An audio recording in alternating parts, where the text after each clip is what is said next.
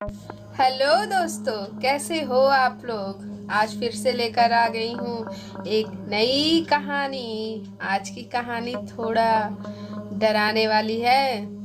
थोड़ी भूतिया कहानी है। तो अपनी कुर्सी का बेल्ट बांध लो। वैसे कुर्सी में बेल्ट तो होता नहीं है, जहाँ हो वहाँ आराम से बैठो, क्योंकि कहानी काफ़ी डराने वाली है। और कहानी सुनने से पहले जिन्होंने भी चैनल को सब्सक्राइब नहीं किया है, चैनल को सब्सक्राइब कर लीजिए। कहानी अच्छी लग जाए तो लाइक कर दीजिएगा। तो चलिए दोस्तों, आज की कहानी शुरू करते हैं। राजा एक बीमा कंपनी में काम करता था। उसको कंपनी के काम से एक जगह से दूसरी जगह ग्राहकों से मिलने जाना ही पड़ता था, जिसके कारण वो कहीं एक जगह टिक कर रह नहीं पाता था। उसका एक कोई ठिकाना हो ही नहीं पाता था। जिस शहर में जाता, जिस इलाके में जाता, उस इलाके में उसे किराए के मकान लेने ही पड़ते थे। इस बार उसका ट्रांसफर एक छोटी पहाड़ी इलाके में हुआ। पहाड़ी इलाके में जहाँ भूत प्रेत ज्यादा होते हैं। करीब 1 महीने के लिए उसे नेपाल की छोटी पहाड़ी इलाके में जाना पड़ा।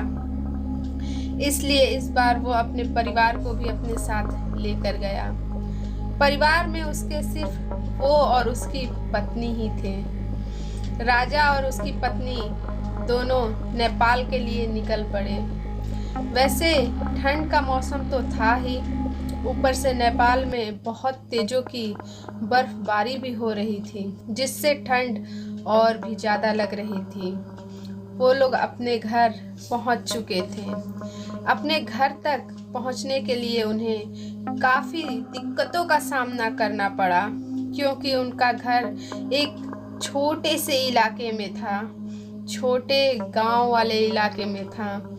पहाड़ी इलाके होने के कारण लैंडस्लाइड वगैरह कई तरह की दिक्कतों का सामना उन्हें करना पड़ा। कई तरह की दिक्कतों का सामना करके वो अपने घर तो पहुँचे, और ऐसे हालत में वो काफ़ी थक भी चुके थे। फिर रात के 12:30 बज चुके थे। जहाँ वो रह रहे थे वहाँ से वह दूसरे घर बहुत दूर दूर तक थे। आसपास तक घरों के नाम पर कुछ दिखाई नहीं दे रहा था। बाहर जोरों से ठंडी ठंडी हवाएं बह रही थीं और बर्फ भी गिर रही थी। ठंडी हवाओं की सनसनाहट सीधे उनके घर के अंदर तक जा रही थी। दोनों अपने कमरे में रजाई में दुबके हुए थे। थोड़ी गर्माहट अभी शरीर में आई ही थी कि अचानक उनको लगा कि उनके दरवाजे पे कोई है जो उनके दरवाजे को खटखटा रहा है। कोई है जो उनको बाहर बुला रहा है। फिर उन्होंने सोचा कि शायद तेज हवा चलने की वजह से उन्हें ऐसा महसूस हो रहा हो। तेज हवाओं के कारण शायद ऐसा होता हो, उन्हें ऐसा लगा। इसलिए उन्होंने इस चीज को अनदेखा कर दिया। अगली सुबह राजा जिस काम के लिए आया था, उस काम के सिलसिले में वह काम पे चला गया, और घर में थी उसकी पत्नी बिल्कुल ही अकेली। उसको समझ ही नहीं आ रहा था कि वह घर में बैठे बैठे अकेले क्या करे। उसको कुछ समझ में नहीं आ रहा था। वो सोच ही रही थी कि अपना खाली वक्त कैसे बिताए।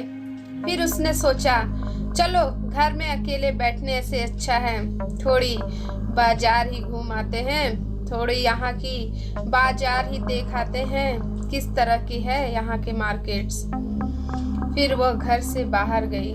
बाहर ठंडी ठंडी हवाएं चल रही थी, इसलिए उसने अपना स्वेटर पहना और बाहर निकलने लग गई। जैसे ही उसने अपना गेट खोला, वैसे ही देखती है कि घर के पास बने एक दीवार खंभे के पीछे एक छोटा सा बच्चा उसे चुपचाप देख रहा है। चुपचाप आश्चर्यचकित निगाहों से बस देखे ही जा रहा है। राजा की पत्नी ने उसे अपने पास बुलाया इशारों में। जैसे ही उसने अपने पास बुलाया उस बच्चे को, वो बच्चा दूर भाग गया, जैसे कि वो कुछ देख रहा है, कुछ देखकर डर रहा है। ऐसे अगले दिन फिर यही हुआ। राजा फिर अपने उसी काम से बाहर चला गया। उसकी पत्नी फिर से अकेले घर पर थी। उसने सोचा चलो कल तो बाहर नहीं जा सकी, आज ही थोड़ा घूम कर आती हूँ। जैसे ही वो घर से बाहर निकली, उसे वो बच्चा फिर से दिखाई दिया। उसकी पत्नी ने फिर से उस बच्चे को बुलाया, मगर वो बच्चा जैसे ही दौड़ा, वो भी उसके पीछे चल पड़ी और बच्चे को पकड़ लिया और पूछा, तुम यहाँ कर क्या रहे हो? उस बच्चे ने कुछ नहीं बोला और न ही कुछ बताया। राजा की पत्नी ने उसके घर का पता पूछा तो वो कुछ बोल ही नहीं रहा था, चुपचाप बस उसे देखे ही जा रहा था। आखिर में उसका नाम पूछा। फिर वह बच्चा डरते हुए धीमी आवाज में अपना नाम सोनू बताया और फिर वहां से भाग गया। उसे उसका व्यवहार कुछ समझ नहीं आया। यह सिलसिला काफी दिनों तक चलता रहा। वह बच्चा हर रोज उसके घर के बाहर दिखता और हर रोज उसे देखते ही वो वहां से भाग जाता। ऐसा सिलसिला काफी दिनों तक चलता रहा। रविवार का दिन था और दोनों आंगन में अंगीठी जलाए हुए हाथ सेक रहे थे, क्योंकि बाहर की हालत बहुत खराब हो रखी थी। इतनी खराब कि घर से बाहर निकलते ही ऐसी लगती थी कि ठंडी से कहीं जान न चली जाए।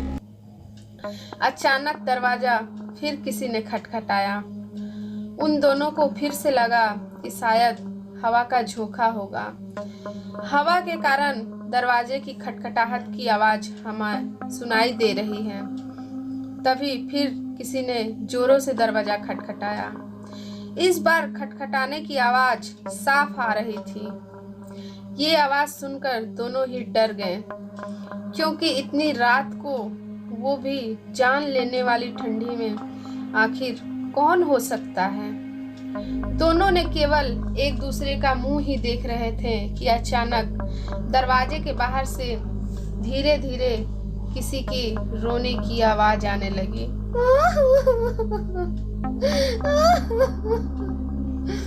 तभी राजा ने जोर आवाज में बोला, कौन है? कौन है बाहर? बाहर कौन है? कुछ देर तक आवाज आई नहीं। बाद में एक धीमी सी आवाज आई, दरवाजा खोलो, कृपया करके दरवाजा खोलो, बाहर बहुत ठंड है, दरवाजा खोलो। ये आवाज उसी छोटे बच्चे की थी। तभी राजा की पत्नी ने ये आवाज पहचान ली। उसने कहा, अरे ये तो वही बच्चे की आवाज लग रही है जो हर रोज मुझे निहारता है। जैसे ही घर से बाहर निकलूं, वो बच्चा मुझे ऐसे आश्चर्यचकित निगाहों से देखने लगता है। राजा पूछता है, कौन सा बच्चा? पत्नी अचानक से बोली, अरे वही बच्चा जिसके बारे में मैं तुम्हें बताती हूँ कि वो मुझे देखकर भाग जाता है। अच्छा, वो बच्चा। राजा की पत्नी बोली, चलो दरवाजा खोलकर हम इसे अंदर ले लेते हैं, क्योंकि बाहर बहुत ठंडी पड़ रही है। राजा ने बोला, ठीक है। वो भागते हुए दरवाजे के पास जा ही रही थी कि अचानक उसके फोन की घंटी बजी। फोन एक पड़ोस में रहने वाली औरत का था, जिससे आज ही राजा की पत्नी मिलकर आई थी। राजा की पत्नी ने फोन उठाया। वहां से उस औरत की आवाज आई, हेलो जी, मैं आपको बताना भूल गई थी कि अगर आपके घर के बाहर कोई भी दरवाजा खटखटाए या आपको कोई बुलाए तो कृपया करके दरवाजा खोलना मत। तो राजा की पत्नी ने कहा, ऐसा क्यों? अभी तो मेरे घर के बाहर एक बच्चे की आवाज आ रही थी। वो कब से दरवाजा खटखटा रहा है और वो बोल रहा है दरवाजा खोलो, दरवाजा खोलो। तभी उस औरत ने कहा, नहीं नहीं, आप बिल्कुल ऐसा मत करना, दरवाजा बिल्कुल मत खोलना, वो असल में एक आत्मा है। यहाँ जब जब तेज आंधी और ठंड हवा चलती है तब तब वो किसी न किसी की दरवाजा खुलवाने की कोशिश करता है, और गलती से भी अगर कोई दरवाजा खोल देता है तो वो अगले ही दिन बर्फ में दबा हुआ मिलता है। ये सुनते ही उसके पैरों की जमीन खिसक गई। वो सोचने लगी कि जो बाहर दरवाजा खटखटा रहा है वो असल में एक आत्मा है। उन्होंने ये दरवाजा नहीं खोला। अगले ही दिन दोनों भागकर पड़ोसी के पास गए और पूरा मामला पूछा कि आखिर बात है क्या। उस औरत ने राजा की पत्नी को बताया कि इसी गांव में एक परिवार रहता था जिसका पहाड़ टूटने की वजह से उस परिवार का पूरा नाश हो गया। बस उस परिवार में एक बच्चा बच गया था और वह दूसरों के घर घर जाकर खाना मांग मांग कर खाता था और इसी तरह किसी तरह अपना जीवन गुजारा करता था। एक दिन बहुत जोर से बर्फबारी हुई। इसी तरह की भयानक काली रात थी, आंधी पड़ रही थी और वह बच्चा दूसरों के घर के बाहर दरवाजा खटखटा रहा था कि कोई तो घर के अंदर उसे ले ले। घर के अंदर आने की गुहार लगा रहा था पर किसी ने भी उसकी गुहार नहीं सुनी। और इतनी ठंड में, इतनी शीतलहर में ठंड होने की वजह से सब अपने घर में दुबके हुए थे और वह बच्चा अकेले बाहर सबके घरों के बाहर जा जाकर अपने जीवन को बचाने की भीख मांग रहा था, पर किसी ने उसकी एक न सुनी। सुबह होने पर उस बच्चे की लाश बर्फ में दबी हुई मिली। ऐसा सुनकर राजा की पत्नी के पैरों तले की जमीन खिसक गई और वह पड़ोसी बताती है कि आज भी जब इसी तरह की जोरों की बर्फबारी और आंधी चलती है तो उसकी आत्मा सबके घर के बाहर जा जाकर खुद को बचाने की गुहार लगाती है। यह सब सुनकर दोनों हैरान रह गए। लेकिन वहाँ 1 महीने जब तक जैसे तैसे गुजारा। इतने बार में 3-4 बार उनके साथ ऐसा खेल हो चुका था। जैसे ही राजा का काम खत्म होने वाला था वो लोग तुरंत वहां से शिफ्ट हो गए और उनकी पत्नी काफी डर गई थी। इन सब चीजों को लेकर तो किसी को भी डर लग ही जाता है, मानो या ना मानो, आज भी ऐसा होता है। बस आज की कहानी यहाँ तक। अगर आपको कहानी अच्छी लगी हो तो कृपया करके कहानी को लाइक कर दें, लाइक के बटन को दबाकर। मिलते हैं आपसे नए कहानी में, तब तक के लिए धन्यवाद।